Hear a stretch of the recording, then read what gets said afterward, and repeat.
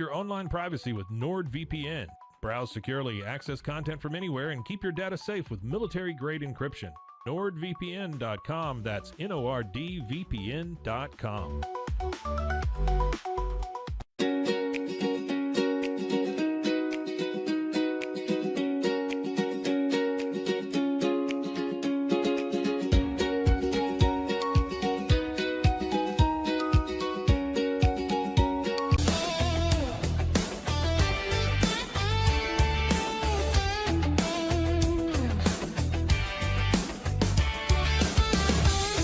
It's not just a glove, it's a 44 Pro. Crafted with dedication, made for performance, and built to last. Get your custom glove today at 44pro.com and experience the 44 Pro difference. That's 44pro.com, 44 Pro.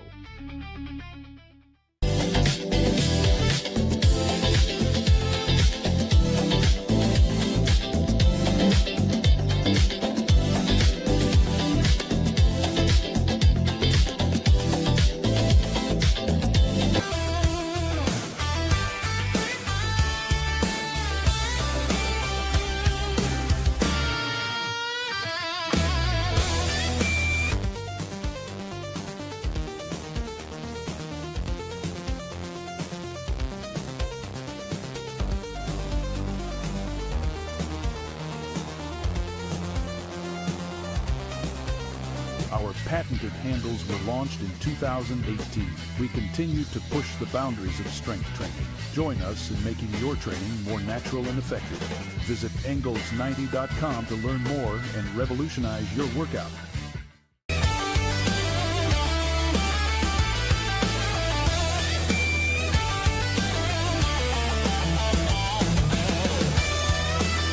Looking for tickets to the hottest shows, games, and events? Ticket Liquidator is your one-stop shop for great prices, no hassles, and guaranteed tickets. Whether it's sports, theater, or concert, for the best seats at the biggest events, start with Ticket Liquidator today at ticketliquidator.com. Ticket Liquidator.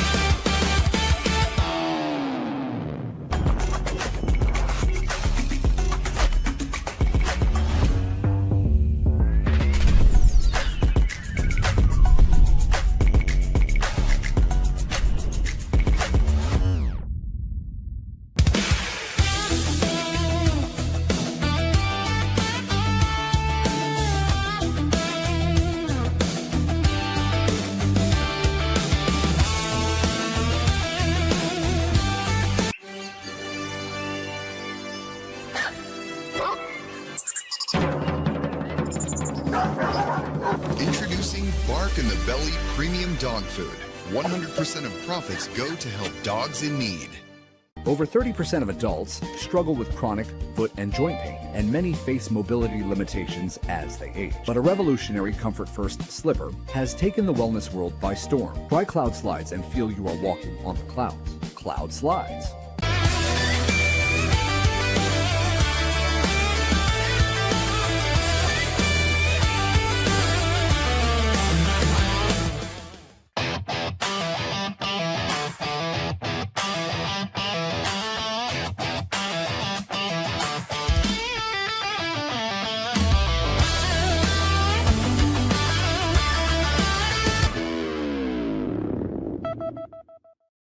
Hello and welcome on in to another edition of the Wicked Boston Show with Cam Stuart here on the Rogue Media Network. Zach Burke behind the glass, keeping us on the air 5 days a week, live on YouTube, noon Eastern time, and then wherever you get your podcasts as well. I am your host, Cam Stuart. Welcome to the day where you find out all those people that you have on social media that you think have good music taste actually don't have good music taste. We won't talk about our Spotify Wraps today. It was Oasis for me, 6th year in a row. Today, though, we are talking about the Patriots and the playoffs. Playoffs? That wasn't that bad. We can start looking at who the Patriots might actually play in the postseason because they're 1 week away from clinching a postseason berth. So who is the biggest threat to the Patriots in the AFC?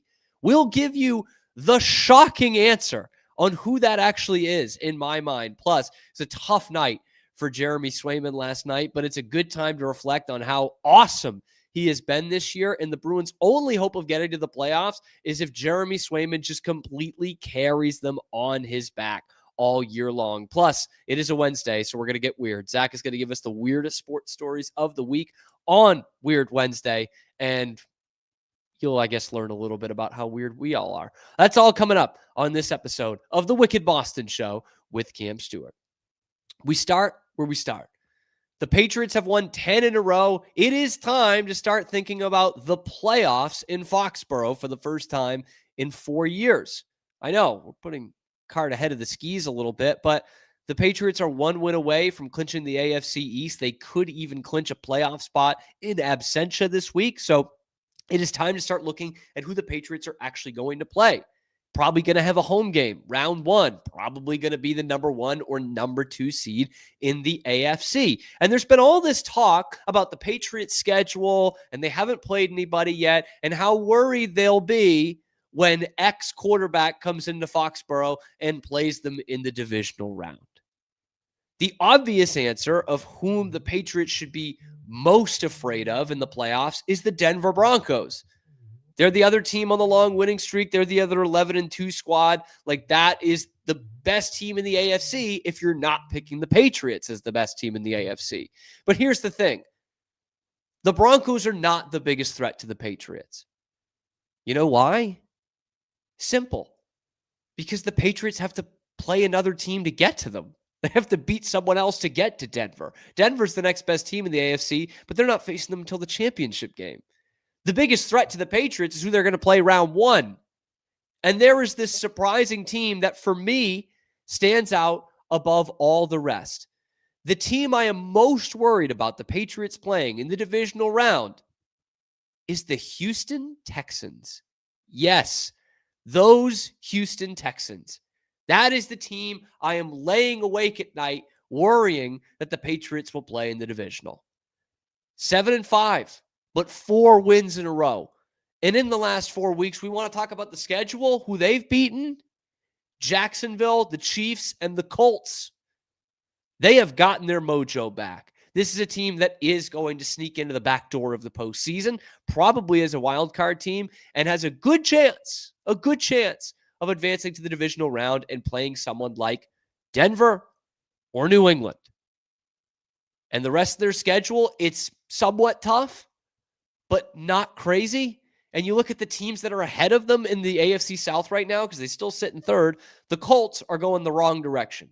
They've lost back-to-back games. They still have Jacksonville twice. They have the Seahawks and these Texans still left on their schedule. On the flip side, Jacksonville obviously has Indy twice and the Broncos. So one of those teams is falling out. One of those teams ahead of them in the AFC South. And that is why I don't think the Texans will win this division, but they will be in the postseason. And this defense is legit. You hear about Denver all the time, and we probably don't talk about the Texans defense enough. First in the NFL in points allowed, in yards per game, and expected points contributed. They've given up 20 points just 3 times all season. 20 points 3 times. Like Danielle Hunter and Will Anderson, these folks, they are mauling dudes. Jalen Petrie is one of the most underrated defensive players in football. These guys can absolutely wreck a game. And those dudes were running wild against the Patriots last year. Pretty sure Drake May still has those nightmares of Will Anderson's 3 sacks in his debut. Drake May's debut. And I know it's a different Patriots offense. It's a different Drake May. But this is a frightening defense to go up against. And like, as good as the Patriots are, and they are that good, they are the best team in the AFC. And as solid as this offensive line has been, could you imagine them going up against these guys? Will Anderson rushing on one side, never comes out of the game. Danielle Hunter on the other. They would crush Will Campbell, crush him. They would destroy this Patriots offensive line. And by the way, Will Campbell's having a good year. Good rookie year. He's obviously hurt for the next couple of weeks. He probably won't be back until the last week of the regular season. And he's been good, but like we saw what they did, what Myles Garrett did to Will Campbell. We saw how Myles Garrett absolutely wreaked havoc against this Patriots offensive line. Could you imagine 1.5 Myles Garretts? Potentially 2 Myles Garretts? That's what Hunter and Anderson are. To me, this Texans defense is every bit as good as Denver's defense. Every bit as good. And you have to play them in the first round, not the AFC Championship game. That is scary, folks. This Texans team, they are just hitting their stride. This was a team that coming into the season should have been the AFC South winners. And they probably didn't quite live up to it last year, and they certainly didn't do it the first half of this season. They've turned it on. They've woken up. Here they are. Their offense leaves a lot to be desired. Obviously, that offensive line, woof. But that defense is the best one the Patriots would play before the AFC Championship game. You roll out any team, man. You roll out Kansas City, you roll out Buffalo, you roll out Pittsburgh. None of them are as good as Houston. They're going to be the best defense of any wild card team of the last couple of seasons, I bet. That's how good we're talking. And technically, they still could win the division here. It's kind of up for grabs. And here's the thing with Houston. As long as their quarterback stops moping around and they stop having this discussion every week about CJ Stroud's body language, they're in good shape. That offense, again, not a lot there. Really not. But you get into a defensive slugfest against this team, which is exactly what it would be if that's the first round matchup. You know, I still like Drake May over CJ Stroud, and a lot of playoff games come down to the quarterback battle. But I'm telling you, Drake May hasn't seen a defense this good this year. He's seen some that are close. You know, as funny as it is, because their offense is so bad, like Cleveland's defense is close to what Houston's is. Buffalo's defense is close. But Houston and Denver are on a plane all by themselves. And the Patriots have not seen that this year.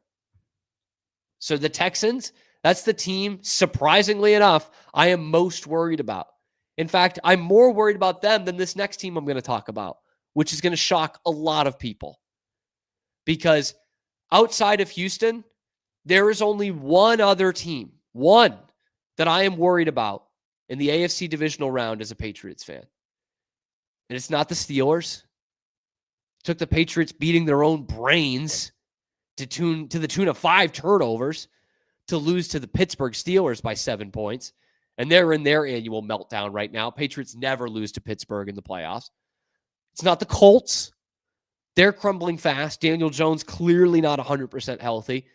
So that slipper's not quite fitting in December.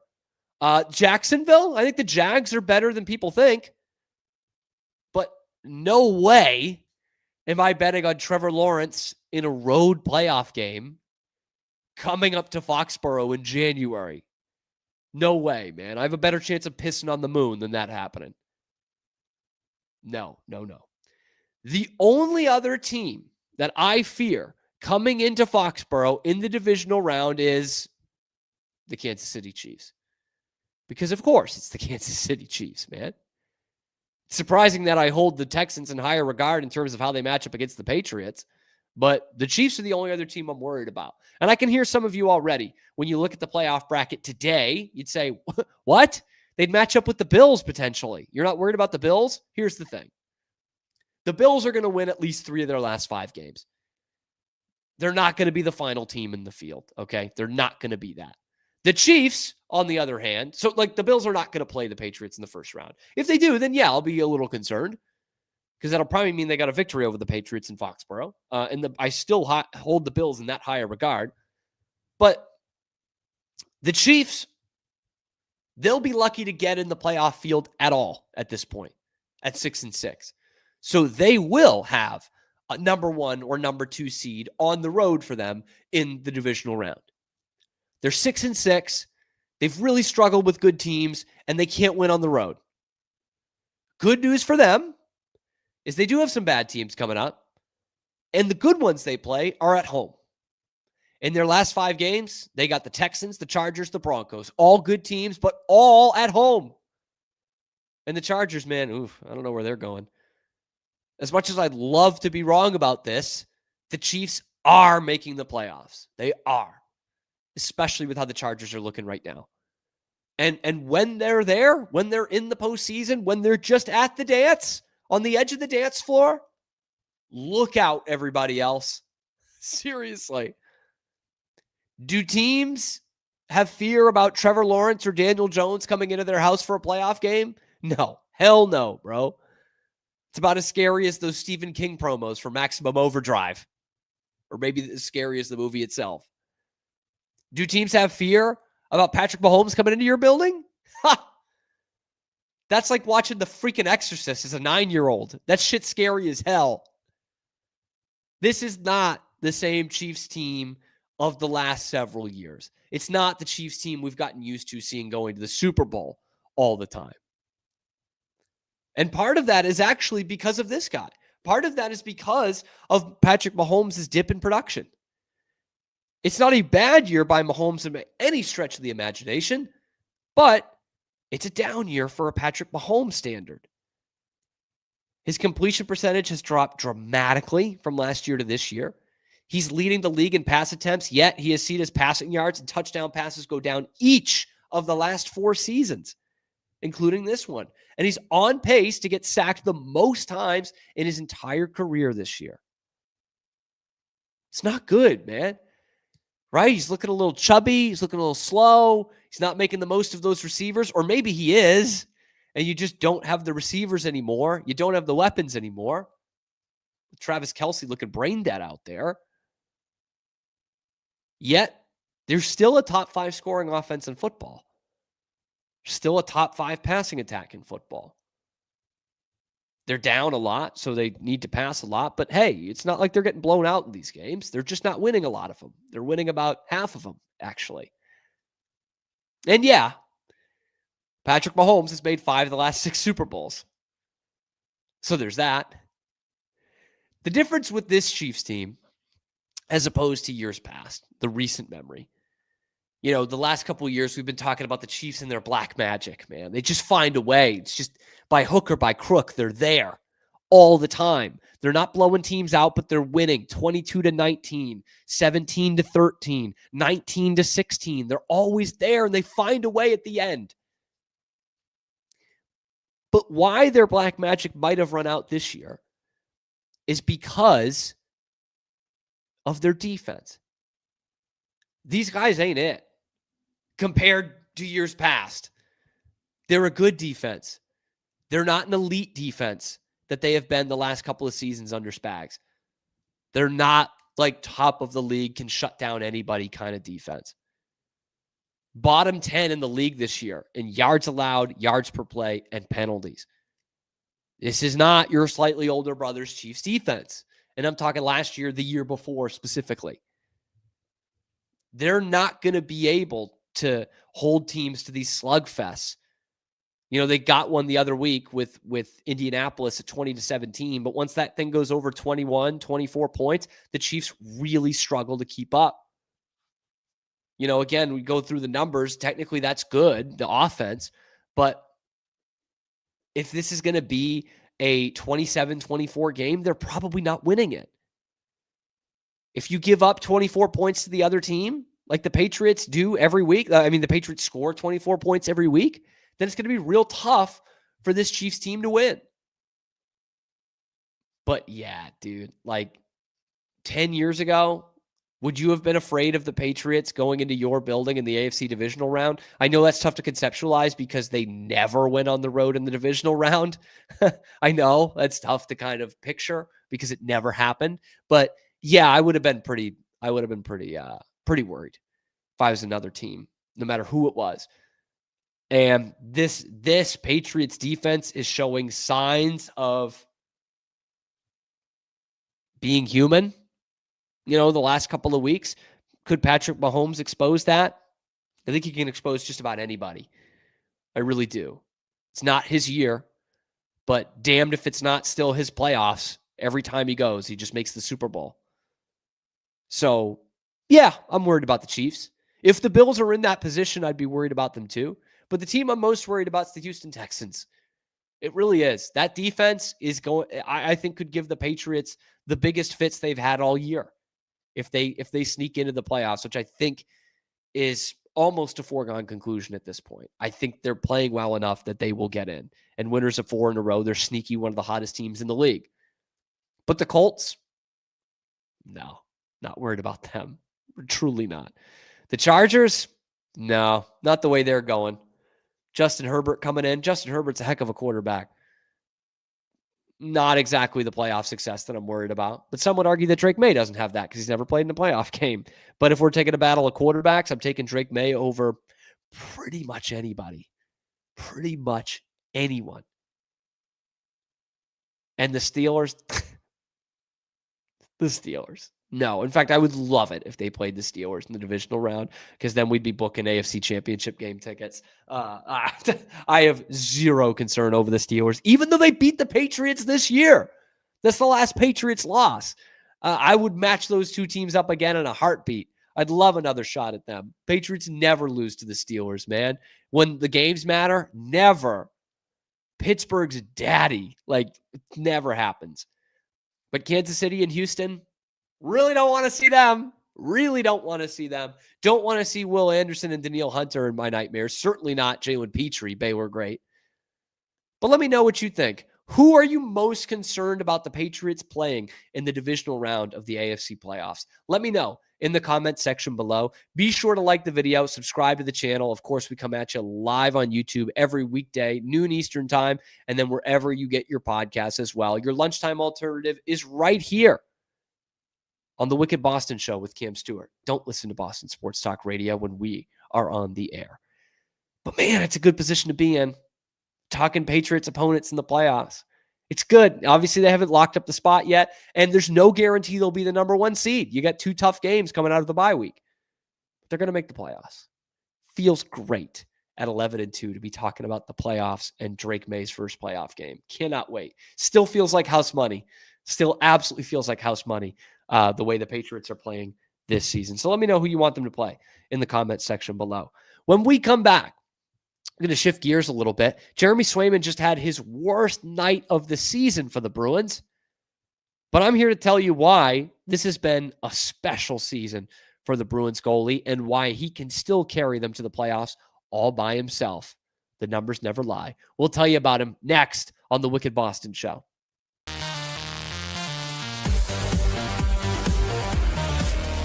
It's hard to find supplements that work. No, thank you. Plant-based supplements made from the Earth's most powerful plants for your immune health, gut health, workouts, and more. Find out more at auraorganic.com.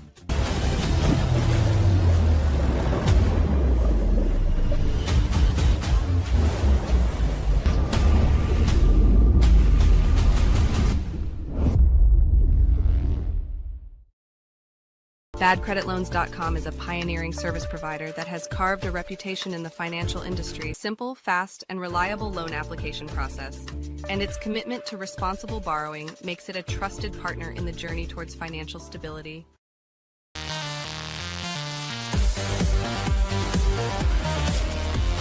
A house is a property, but we live in homes. Home sweet home. Homes where the heart is. We aim to deliver the best home buying and selling experience so you can spend less time real estating and more time living.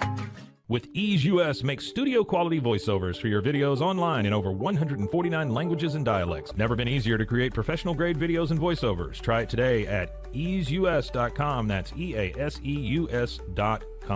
Ease US.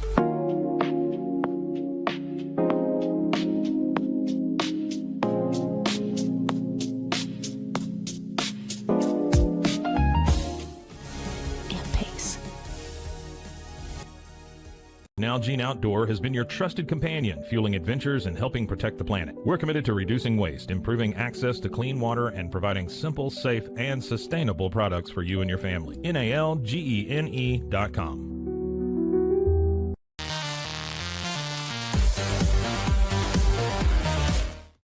Now back to the show. the Wicked Boston Show here on the Rogue Media Sports Network. I'm your host, Cam Stewart. That's why it's called the Wicked Boston Show with Cam Stewart. I'm interested to hear what you guys have to say about Patriots opponents and looking at the schedule ahead, but also who they could be facing in the AFC divisional round. It's such a good feeling to not only be looking at playoff opponents, but also the fact that I'm just not worried about some of them, man. I'm just not worried about actually quite a few of them. Like, on paper, should I be worried about the Colts? Probably, but I'm just not. Maybe that's part of the history, but also I just don't think they're going in the right direction. So for me, it's Houston and Kansas City. Everyone else, I love the Patriots easily in that game. Now let's shift our attention to hockey. This is the perfect time to be doing this. I felt the nice bones of my body today, but it's time. Jeremy Swayman just had his worst performance of the season last night against the Red Wings, got pulled. Bruins lost big. And I think it's the perfect time to mention that he's actually having an awesome season.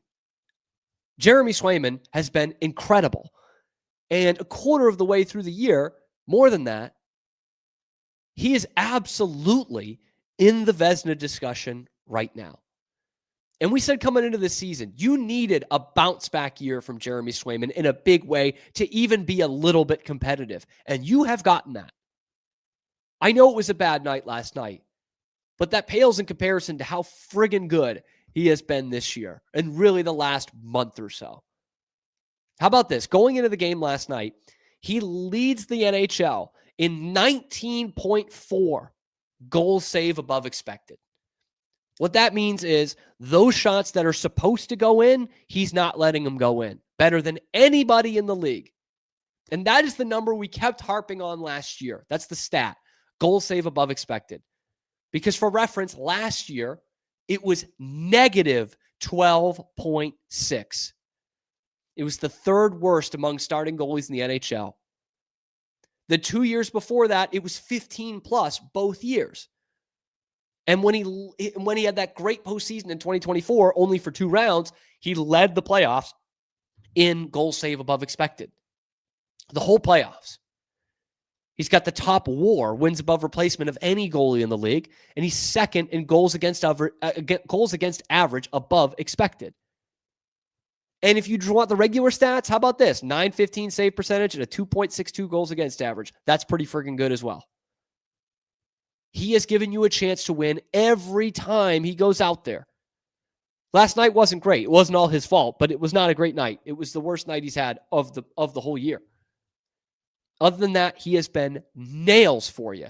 And he's a huge reason, probably the biggest reason, that you were in second place in the Atlantic Division last night. Albeit the teams behind you have games in hand. But the only reason you look close to a playoff team right now, especially when you look at those under-the-hood stats in 5-on-5, is because of number one. Jeremy Swayman's been the guy. And I'm seeing these Bruins fans bitching on social media last night about how bad Swayman was. I'm like, yeah, he wasn't good. But I'm seeing guys saying, oh, they'll never even get close to a cup when Swayman's their goalie. It's the same shit we heard with Tuukka. Same shit. The game is about more than a goalie. Sorry, Jack Parker. I know you said if they had to rename hockey, it would be named goalie. But we almost get in this funk since 2011 when Tim Thomas was so freaking good, like literally had the best postseason of any goalie ever. And it was the only time in any of our lifetimes that the Bruins won the Stanley Cup. But you need more than a goalie. You can get to the playoffs on the back of a goalie, and the Bruins might well do that this year. But you need so much more than that to win in the postseason. And the Bruins haven't really recognized that in the last 15 years. Try as they might have. They haven't really realized that. Because what was the problem in those late 2010s, early 2020s teams that were making the playoffs every year and were loaded most years, being, top 2 or 3 seed, the problem wasn't the goaltending. The problem wasn't even the defense. The problem every freaking year was depth scoring. Every year it was that. You had a dynamite first line and nothing past that. The only years you did have anything past that was 2019 when you actually made the Stanley Cup final, and 2023 when you set the wins and points record. it all fell apart in that first playoff series. And ironically enough, a lot of it was goaltending from Linus Ullmark after winning the Vezina. But you look at those teams for years and years, goaltending was not the problem. And so that all comes to people saying now, like, oh, you can't win with Swayman. Bitch, you're winning because of Swayman. Like, he's a legit Vezina candidate right now. It's him and Spencer Knight are the two guys for the Vezina. And here's a crazy scenario. Could Jeremy Swayman be Team USA's #1 goalie at the Olympics in Milan? The answer is yes.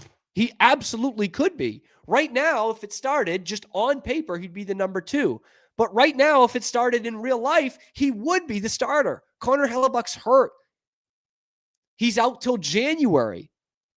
Who knows what kind of rhythm he's going to be in when it comes to early to mid-February when they have to set off to Italy and play in the Olympics.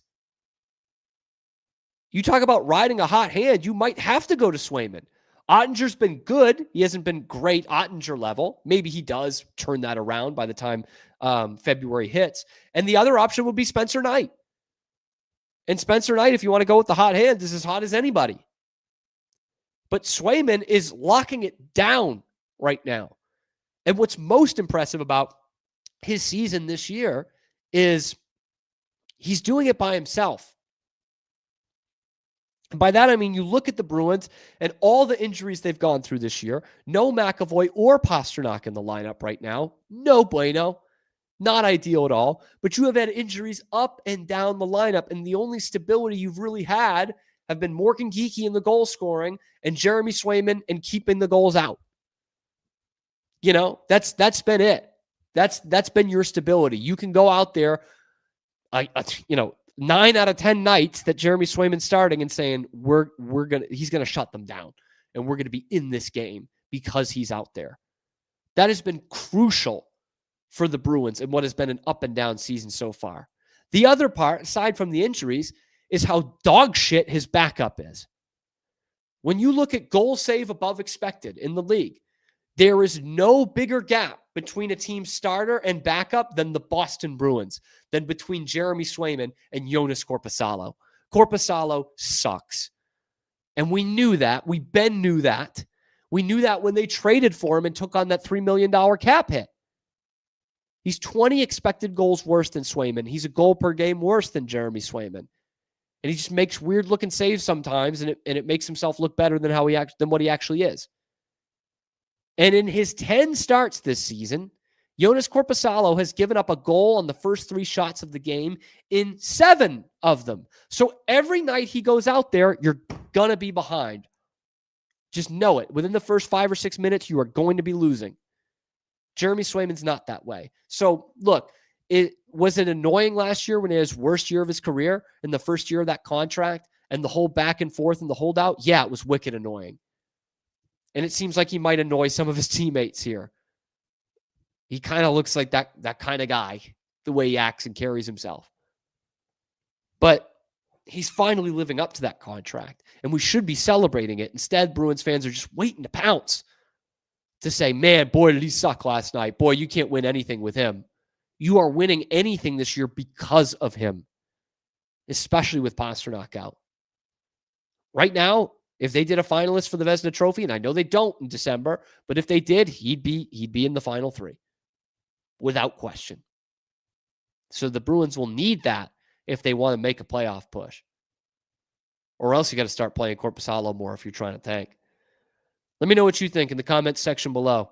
Be sure to like the video, subscribe to the channel, and if you're looking for more exclusive Bruins content, myself and Dan Conlon, Garden Level Pod, check that out. It's also part of the Rogue Media Network here, so I can plug it on YouTube and wherever you get your podcast. It is your lunchtime alternative to Boston Sports Talk Radio. It's right here on the Wicked Boston Show with Cam Stewart.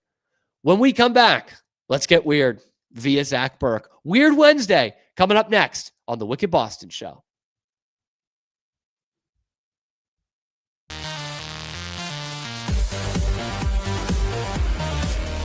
Welcome to Kit Bag, the ultimate destination for football fans. Whether you're cheering for Arsenal, Chelsea, Manchester United, or any other top club, for true football passion, think Kit Bag. Visit kitbag.com today. That's KITBAG.com. Kit Bag. Our professionals are not only experts in managing urgent concerns, but also in providing top-notch preventative health care. We're proud to connect pet owners to a vast network of licensed veterinary professionals, ready to address any immediate concerns. Book your first appointment today. At Mitzi, we believe the right light can transform any space. Mitzi has the perfect design for you. Beautiful, well-made lighting without the high price tag. Discover your perfect light at Mitzi.com. That's MITZI.com. Mitzi.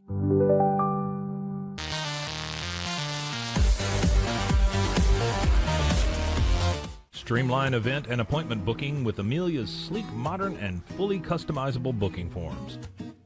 WPAmelia.com. That's WPAMELIA.com. Amelia.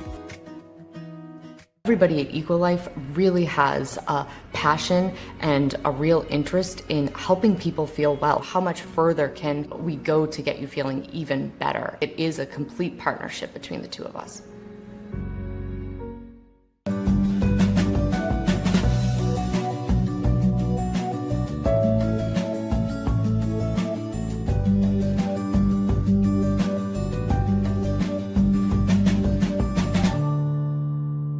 At Tusane's, we understand that maintaining a healthy lifestyle can be challenging, especially in today's fast-paced world. That's why our mission is to make fitness accessible to everyone, anywhere. Visit Tusanes.com today and start your journey to better health. That's TOUSAINS.com.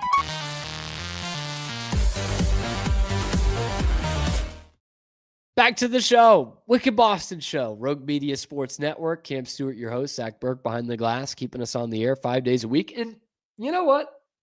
I'm feeling in the holiday spirit. I feel like it's time potentially to bring Zach in front of the glass, because what we have now is Weird Wednesday. It's hump day. It's that time of the week. Before we get to the stories, Zach, I have an important question for you. Okay. So, we've talked about this in the past. I don't have the best diet in the world. I don't either, but yeah, no, that's fine. I haven't eaten anything today. Which is kind of how I get around doctors are going to be calling me after this. It's kind of how I get around it is I just don't eat, I don't eat breakfast most of the time. Sometimes, and when I do, it's usually healthy. It's usually a protein shake, toast with peanut butter rather than butter, which is, a little bit more healthy. But let me ask you, peanut butter. Okay. So we're planning on doing tacos tonight, homemade tacos, and we're not like that. For me, that's not pico de gallo. That's beef and cheese, maybe some lettuce. I get that. So it's not going to be healthy. Honestly, on a crunchy taco like that, the veggies just get soggy, and it does, and I don't like them. So I'm with you there. I'm saying that's not going to be very healthy. Okay. If I'm doing that for dinner, does that disqualify me from getting McDonald's for lunch? No. Thank you. That's what I needed to hear. That's what I needed to hear. I'll go medium. I won't go large. Yeah. It's all about moderation. Fucking ration. I've actually eaten okay the last couple of days. Okay. And that for me is wins. And then I don't get high. I don't snack the whole time, which has happened once this week. So that's really the killer. That's really the killer, actually. I did think of you, and I was talking to Mike about this the other day. And the missus does want to get high tonight. So I thought about that and the two of us watching just some absolutely shitty movies. Like anytime I watch something bad, I think of how much fun it would be. And we've talked about it before, this too. This is the season, too. Yeah. Oh, buddy. I have seen some real shitty movies. I think I've told you about some of them. And honestly, in the weird stories that I have today, I might have a reference to something that's coming out, too, that is sports related. That is, it's the Chiefs every year. Should I just start there then? Let's do it. Weird Wednesday. Let's start it. So last year, I don't know if I think we talked about it some. I don't think either of us watched it though. But remember, they made a Hallmark movie. Yeah, that was regrettably I didn't watch it. Yeah, based around the Chiefs. Well, this year, the Chiefs have another holiday special in mind. I was trying to get a clip from it. Think of like the old Rankin and Bass claymation type things. Hell yeah. That is what they're going with, and it is narrated. Why can't I find what I saved? Anyway, it is narrated by Donna Kelsey too. And the whole thing is about, they discover this elf on the shelf that they rename Kelsey on the Shelfie, which does not rhyme, does not make any sense. It really doesn't. Yep. And the whole mystery of it, Mike isn't here and decided to show me the 80 for Brady picture. Great movie. Great film. Cinematic masterpiece. Have you seen it? Oh, okay. I've seen about 10 minutes of it. But the setup, now this doesn't come out to Christmas Eve, so you got to wait for it. Oh, shit. But the setup is somebody's stolen the elf. Like they went on a win streak once they had the elf on a shelf, and now they don't have it. I'm glad that they're able to have a win streak in their animated Christmas movie because, as you pointed out in the first segment, they are not playing too well to get That's there. the one they're getting. Yep. So the mythical one. Yes, I think it's weird. Not that sports teams do things holiday, centric, or like, hey, happy holidays from our family here at whatever, and they send something out. But a whole freaking animated special. It seems to me, and I thought this last year when they had the Hallmark movie too, is I'm happy that the Chiefs dynasty is coming to an end because I do feel like it's here. I mean, I'll come back and say I'm wrong if I'm wrong, but I do finally think that we're getting here because just the extra bullshit around it has been so much more unbearable compared to other previous like dynasties. Like, yeah, Mike showed the 80 for Brady. That wasn't until later. That was after. I think it was after he left. Yeah. And that was it. Like, I'm telling you, man. They got America's games, right? Because they won the Super Bowl. Like the NFL Films does that. But yeah, there wasn't any of that. And like the quarterback was married to a wicked famous supermodel, and there still wasn't any of this stuff, Giselle would get shown every once in a while at the games, but it was not every touchdown. Let's show her. And I get it, right? She's not as big a star as Taylor Swift. I fully understand. But yeah, to your point, there's no Hallmark Christmas movies. They weren't in commercials. That was another big thing. They were never in commercials. And I'm not trying to take a moral high ground or anything, but it's just like you didn't have any of this extra crap. They just made up scandals instead. Yeah. I still don't get Deflategate, but it doesn't make any sense. Because here's the thing: like I will, as a non-Patriots fan, I'll say this one thing and move on. Sure, they deflate. Even if you want to be like, yeah, they deflated footballs the first half. I get it. Explain the second half where they freaking boat raced them. 28-0. I was at the game. Yeah, 28-0 in the second half. Yeah. What's the fault there then? Why'd you lose? You lost because you were a worse team. Get over it. Deal with it. So, I also have some hatred because it's you must be a big Astros fan. That's moving on. So, I'll say, you know what? We'll talk baseball. This is weird to me in a way, just because it's something that I didn't think we should rate how weird these things are. Okay, so we've had weirder stories in the past. These are all just kind of like interesting and weird, but you can rank them when we're done. Let's do it. For the first time ever, this is a pretty big thing. For the first time ever, the St. Louis Cardinals are set to receive MLB revenue sharing money.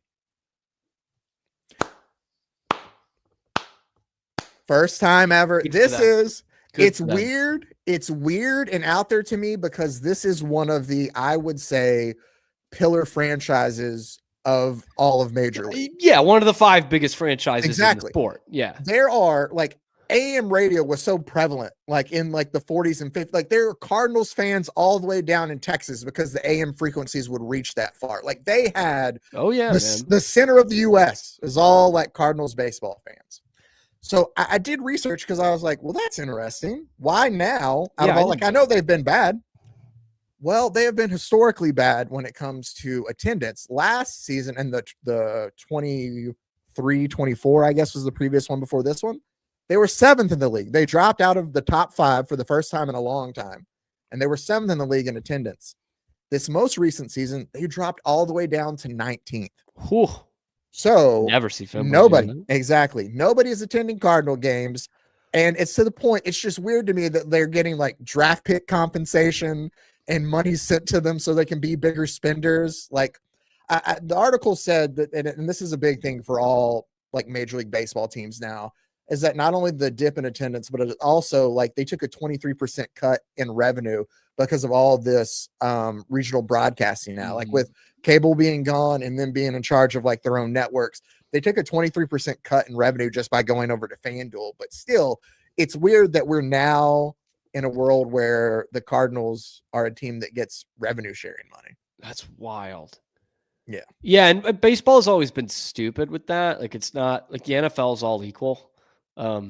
And they honestly, they have it so correct. It's the most communist thing in sports, but they fucking nailed it, the NFL. So that is interesting. St. Louis is a great baseball town, but I always said this thing, man. Like, I remember when the Red Sox played them in the World Series in 2013, it was like the Red Sox were up a run or two, and it was like the 7th inning, and I'm seeing the place empty. 25% of it, but I'm like, what the fuck, man? Like, this is the World Series, man. Like, what are we doing here? And it's in a rough part of town. So I guess that's also in a rough town, right? St. Louis, rough as it gets in this point in the US. And so that probably contributes to it. But this is the first time in my lifetime that they haven't been good. And they haven't been one of the model franchises. And they'll, by the way, they'll get back to that soon. I'm a big Chaim Bloom guy, obviously, former Red Sox guy. I think that's the perfect kind of job for him. And I think they will get back soon. But man. Yeah. Like that's so so think about the teams that aren't like right. The Blue Jays probably are not. No. Let me see if I can find that list.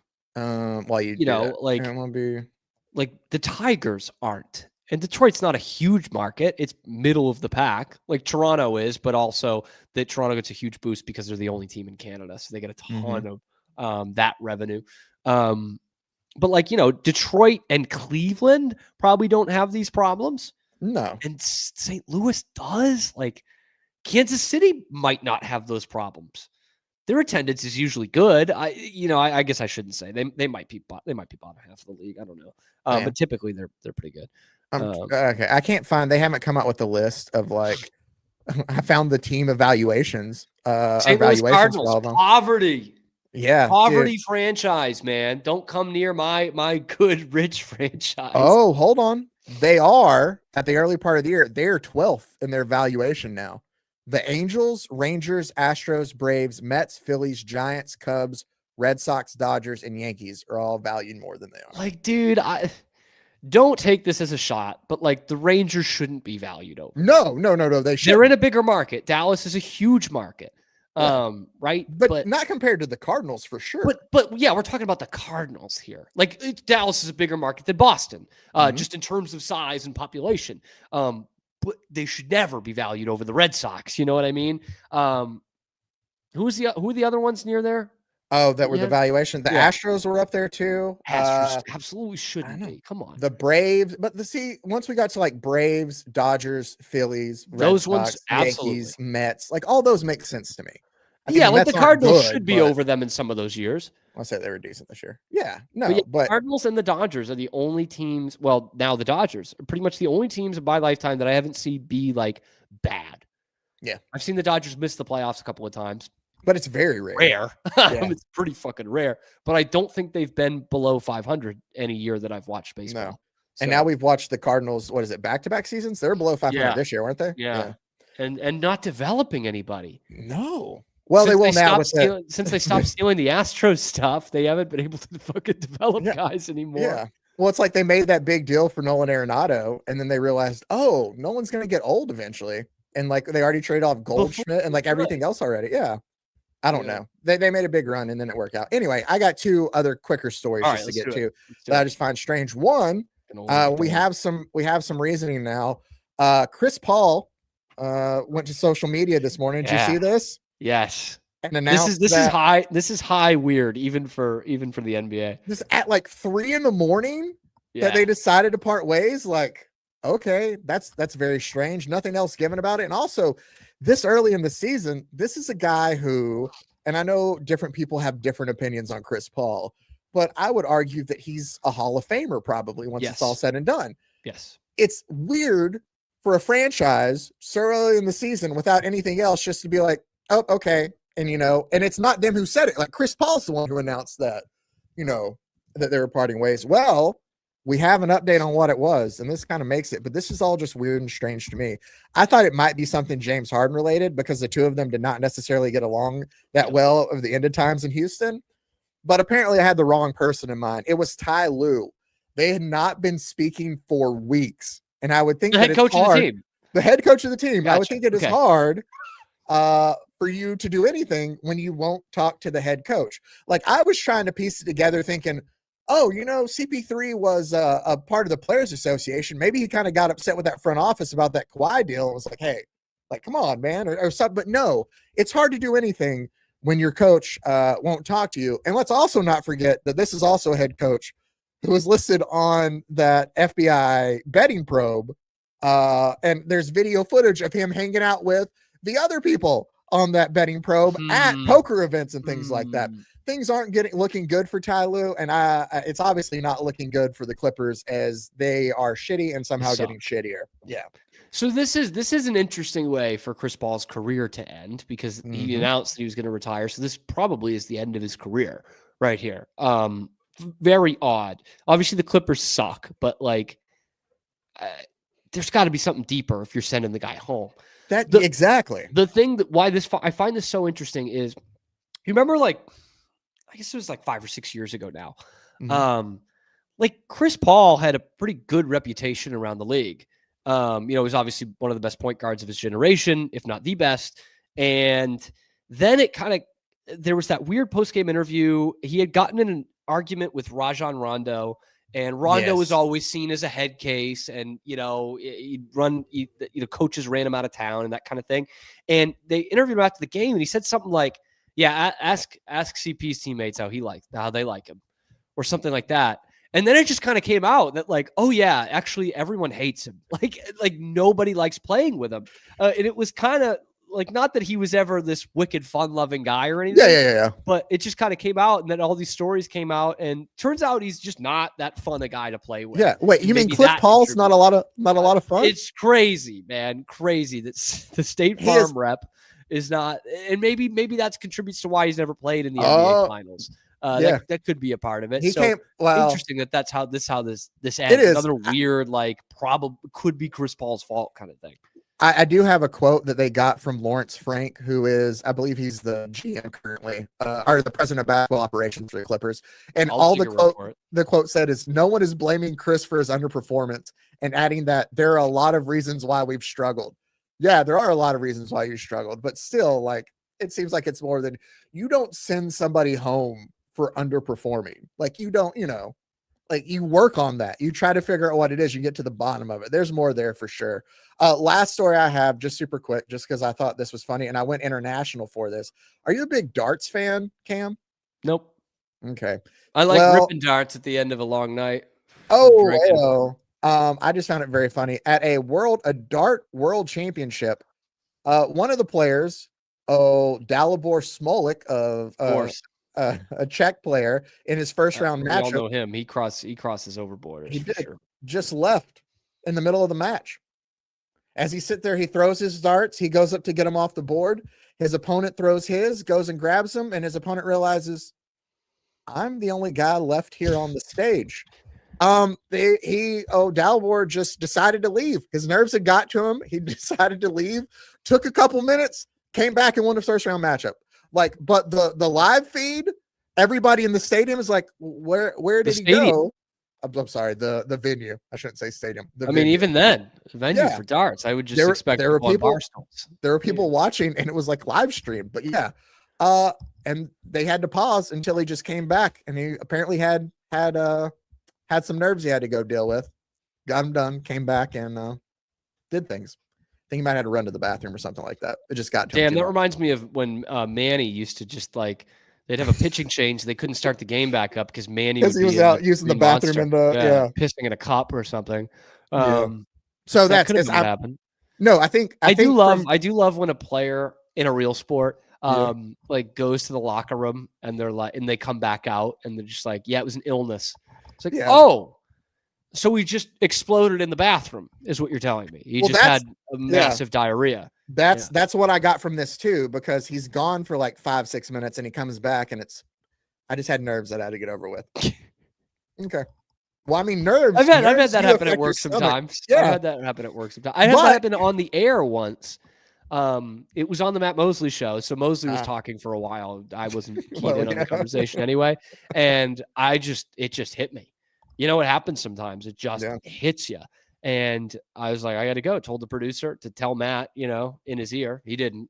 And so Matt threw a question to me while I was in the bathroom, hanging on for dear life. So yeah, I get that darts player. I'm not going to try his name. It happened, but he came back and still won. So that's the thing too. He deserves a Hallmark. Got all those nerves out to still win. That dude deserves an Elf on the Shelf movie. Not he does. He does for sure. Did I tell you this is the very last thing? I came across one where the main actress of the whole premise of the movie is that she's stuck in a Christmas movie. They're trying to get meta.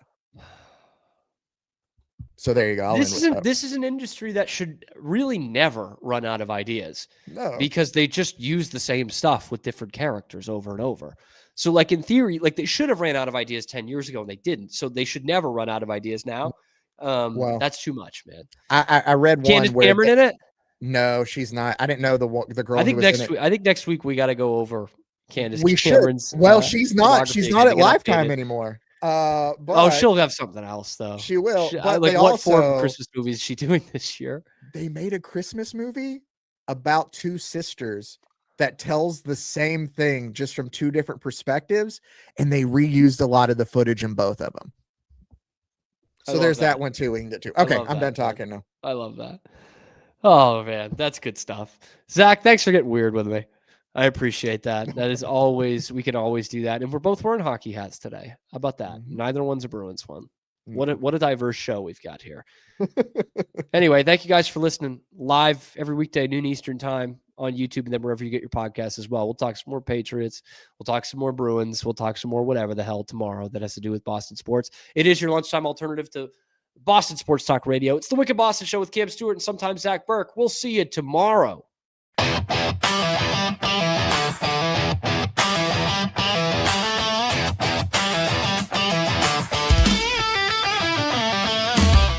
Relax with Hemp Delicious. Organically grown hemp, massively blended with delicious organic herbs, responsibly sourced for their holistic benefits. Each sip offers calming, antioxidant-rich wellness. Brewed just for you. Sip the calm with Hemp Delicious.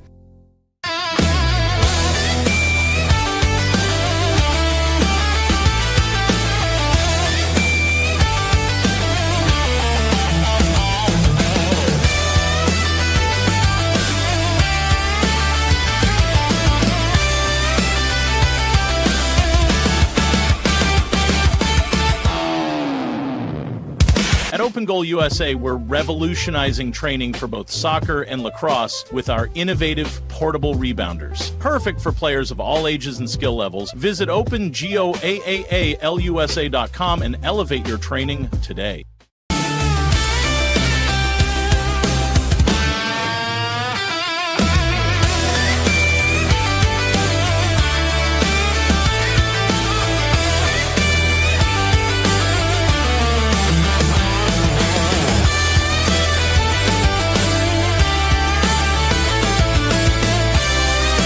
Farmhounds offers natural treats and chews made with quality products that support family farm, regenerative agriculture, and humane farming practices. Give your dog the best with wholesome, organic ingredients that promote health and happiness. Shop now at farmhounds.com.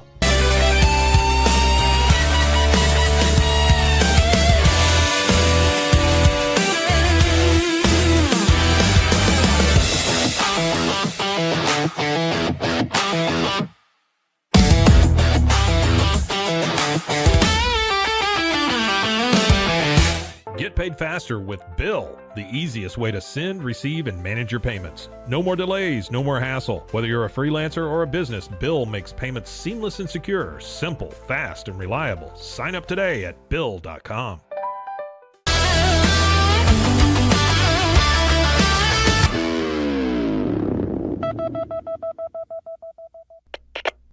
We are Rogue Media Sports.